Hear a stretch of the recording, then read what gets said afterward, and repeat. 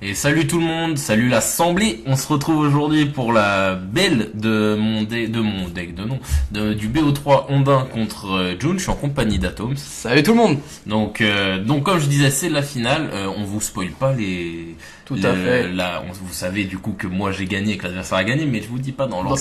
Ça vous obligera à aller checker. Les vidéos des 2 dernières semaines. Donc on se retrouve donc pour la finale et ça y est, ça commence. Il fait le typical tour 1 qui m'énerve. L'inquisition de Kozilek. Voilà, donc l'inquisition de Kozilek, même limite, je dirais, je préfère la Soulsize parce qu'elle m'aide un peu. C'est ça. Alors que là, c'est juste, il me défausse tout mon deck parce que j'ai rien qui coûte 4 à part Master of L'inquisition de Kozilek, c'est la contrainte, c'est qu'il peut pas t'enlever un land. Non, la contrainte, c'est il peut m'enlever que ce qui me coûte 3 ou moins. Donc le 95% de mon deck. J'avoue, pour le coup. Donc voilà. Donc, t'es mieux.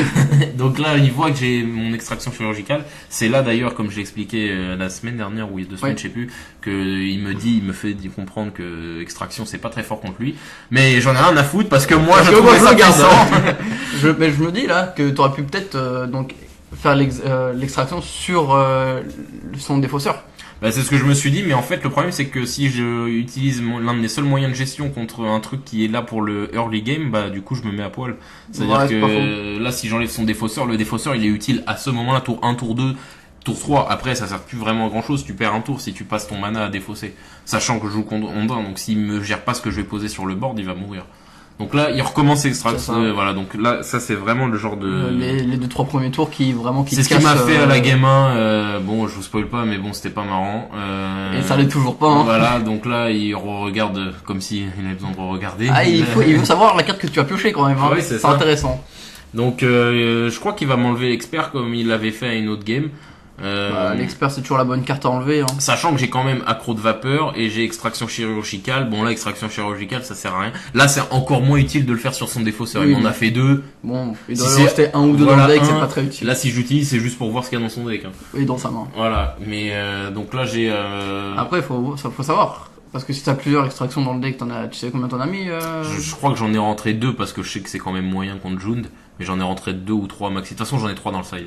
Dans le side que j'avais fait sur ce tournoi-là, c'était 3 il me semble. D'accord. Donc il enlève bien l'expert douille d'argent, c'est le bon play. Ça casse un peu mon CA qui est censé compenser ce genre de défaut. Sinon après tu te retrouves sur la pioche et du coup tu vas juste là piocher ta carte et donc tu seras vachement ralenti. Donc là c'est le premier lord que tu as posé. Oui. Donc on espère que tu vas pouvoir faire une petite sortie sympathique. Bah elle est déjà quand même vachement amputée si je peux me le permettre parce que là avec les 2 experts doués d'argent en fait, voilà expert doué d'argent on peut penser de prime abord, c'est l'une des seules cartes qui n'est pas rare dans le deck. On peut se dire ouais c'est une carte moyenne, c'est un body, c'est juste parce qu'il faut un Ondin. Non pas du tout, c'est vraiment une carte centrale du deck. Et pour moi c'est vraiment l'une des cartes qui constitue la force du deck, c'est qu'elle permet de piocher une carte. Donc vous avez pour des joueurs un peu novices hein, sans être hautain hein, c'est juste voilà pour les joueurs un peu novices ce genre de carte peut paraître anodine mais c'est le genre de carte qui fait la diff hein, vraiment le carte advantage c'est ce qu'il y a de plus important dans Magic. Donc là il rejoue Liliana. C'est pas la même. C'est pas la même. Oui, je dis rejouer, il joue une Liliana. C'est ça. Donc moi je pose un Régiré. Là clairement les Planeswalkers moi je veux plus les voir, je focus les Planeswalkers. Ça. Surtout que d'autant plus celles-là sont plus 1, ça fait que tu perds moins 2 moins 1 sur ta créature jusqu'à son prochain tour. Voilà, c'est ça et c'est vraiment puissant du coup ça tempo. En fait les meilleurs Planeswalkers parti pour une VOD pédagogique mais tout à fait. les meilleurs Planeswalkers ce sont les Planeswalkers qui se protègent, qui s'auto-protègent. C'est ça. C'est-à-dire que leur capacité incrémentale elles sont puissantes quand elles servent à protéger par plusieurs moyens. Que ce soit du sacrifice, des dommages, ou même du pond token, c'est-à-dire pondre des tokens, c'est bien parce que ça, comme Gideon, comme Elspeth, c'est des tokens, c'est des trucs qui permettent de la protéger par des chums quoi. Donc c'est vraiment ces Planeswalkers là qui sont les meilleurs, ceux qui se protègent tout en se prédant. C'est ça. Alors là, il fetch. Ah, et ça joue Et il rejoue donc le maître. Ouais, tu peux expliquer rapidement le maître chasseur. Hein. Donc quand il arrive en jeu, il gagne 2 points de vie. Je joue un jeton de 2. Ouais. Et pour Trigger, donc son flip, il faut que pendant son tour ou le tour. Enfin, en fait, le tour prochain, il faut que quelqu'un joue un sorcier. Ou même si pendant. Ouais, non, j'allais dire pendant son tour, mais non, c'est pas possible parce que comme il vient de la jouer, ça pourra pas Trigger l'effet. Et aussi, hein, si vous voulez savoir, quand il est flip, il permettra ça deviendra une puissante 4-4, hein, et infligera 2 blessures aux joueurs adverses et jusqu'à 2 blessures à une créature.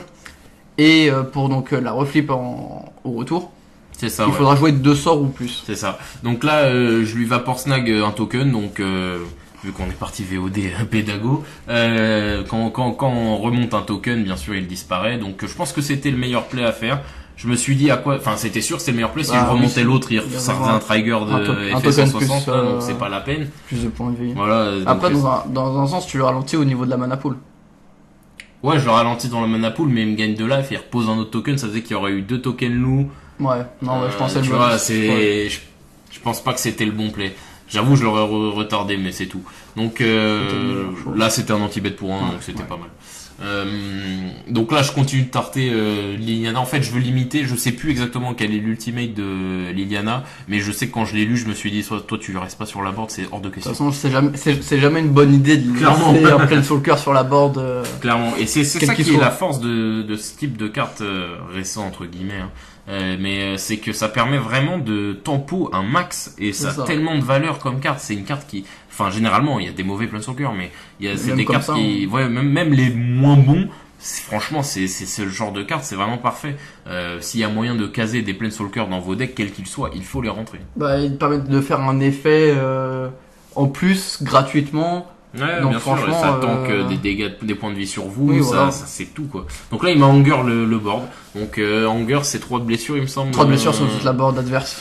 Bon voilà, donc j'avais qu'un seul Lord sur le terrain. Deux Lords qui s'auto-boost, ne s'auto-boostait pas, donc je me suis retrouvé à manger un board sweep bien comme il faut. Et qui enchaîne en plus parfaitement sur le Lavamanceur qui va rentabiliser toutes ces cartes qu'il a utilisées pour me gêner. Tout à fait.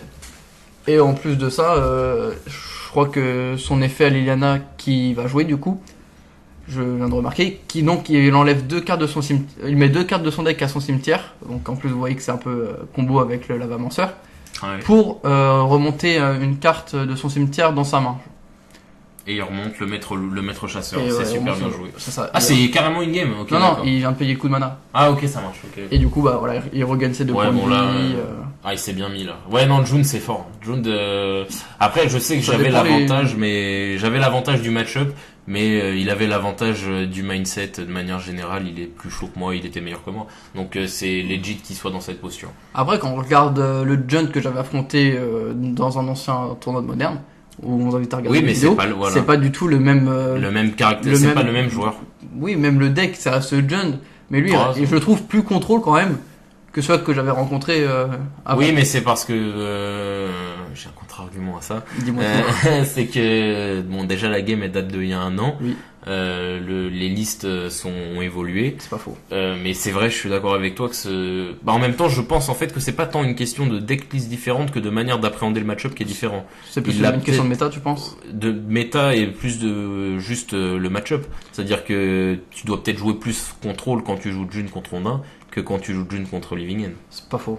Tu vois ce que je veux dire? Je vois. Donc là, il me pose Engineering explosif. Tu fais un... Ah oui, je fais extraction et du coup je vois l'Explosive Engine. Donc l'Explosive Engine, pareil, ça me tue ça. C'est un truc qui donc pour X se pose.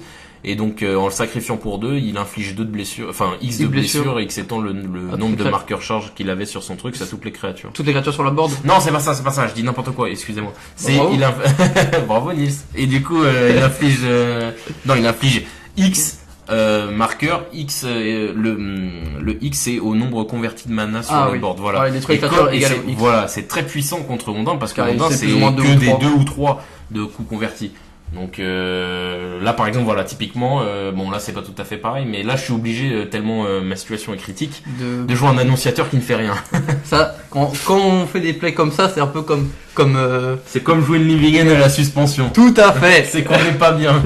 C'est qu'on sait pas quoi faire et on fait juste essayer de se défendre et de rester le plus longtemps possible dans la partie pour essayer de la gagner sur, Voilà, là, sur c'est la quand, pioche. là c'est quand on est en mode never surrender, mais clairement on n'est pas dans la meilleure position. Tout à fait. J'ai engagé son token avec le Régiré en posant l'annonciateur après.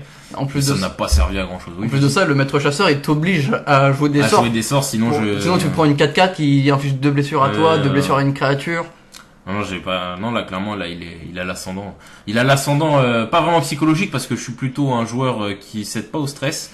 Mais par contre, il Sur avait le surtout board, l'ascendant d'expérience en fait. Ouais. Il était vraiment meilleur que moi sur la connaissance du jeu en fait, tout simplement. Tout à fait. Il était meilleur que moi et legit que ça se passe comme ça, puisque de toute façon, moi c'était mon pro. Enfin, on va arrêter de dire ça parce que ça devient. C'est son premier tour. On arrête maintenant. Voilà, c'était vraiment ma première expérience pro, semi-pro, parce que c'était quand même un petit tournoi de boutique, donc c'est pas rien. Et puis on était quand même dans une salle qui était quand même pas mal vivante et surtout très remplie de joueurs qui avaient l'habitude. Oui, on oui, était oui. les seuls novices, Bien sûr. je crois. Enfin, toi, t'es un peu moins novice, mais je veux dire, Oui, mais on était clairement les plus noobs de tous.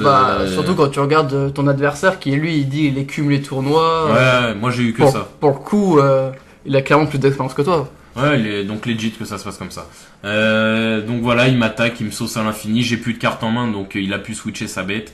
Là, je crois que je sais même pas. Enfin, là, je suis en mode never surrender. Je pioche la famosa heal qui n'avance à rien, et je crois que ça va être la Oui, remballe. là, tu surrun sur ton top deck deal. Voilà, c'est ça. Ok. Parce que de toute façon, là, je pense pas que t'aurais pu continuer. Non, clairement pas. Un tour de plus, il avait une 4-4, il avait de quoi te tuer sur le prochain tour, je pense. Ouais, non, mais de toute façon, c'était perdu. Hein. Oui, bien sûr. Donc voilà. Après, voilà, moi, j'étais quand même dans une philosophie en mode. Je suis en mode full plaisir, je joue jusqu'au max. J'étais pas en mode rechigné, j'étais en mode on s'amuse, on joue un maximum, je m'en fiche. Donc voilà, c'est comme ça que se conclut ce BO3, donc un 1-2 pour moi. Oui. Donc j'ai gagné une manche, mais ça s'arrêtera là pour moi. C'est déjà pas mal pour une première. Ouais, c'est déjà pas mal. Et puis même de manière globale, mon expérience, on n'a pas pu filmer toutes nos games de nous deux par raison de batterie. Par exemple, On essaiera surtout c'est qu'une seule caméra. On a une seule caméra, mais je veux dire, on aurait pu en filmer plus Oui, bien des sûr, games bien sûr. de manière globale, mais on s'est arrangé avec les organisateurs des tournois de la boutique en question, Magic Corp. On vous invite à aller, Si vous êtes pas loin de la capitale. voilà, à aller que ce soit pour acheter des cartes ou pour faire des tournois, et c'est super sympa. On s'organise avec eux pour pouvoir filmer plus la prochaine fois. C'est ça. Donc voilà, c'est un 1-2 pour ma part. C'était le premier BO de la journée, je me souviens, c'était le premier BO. Oui.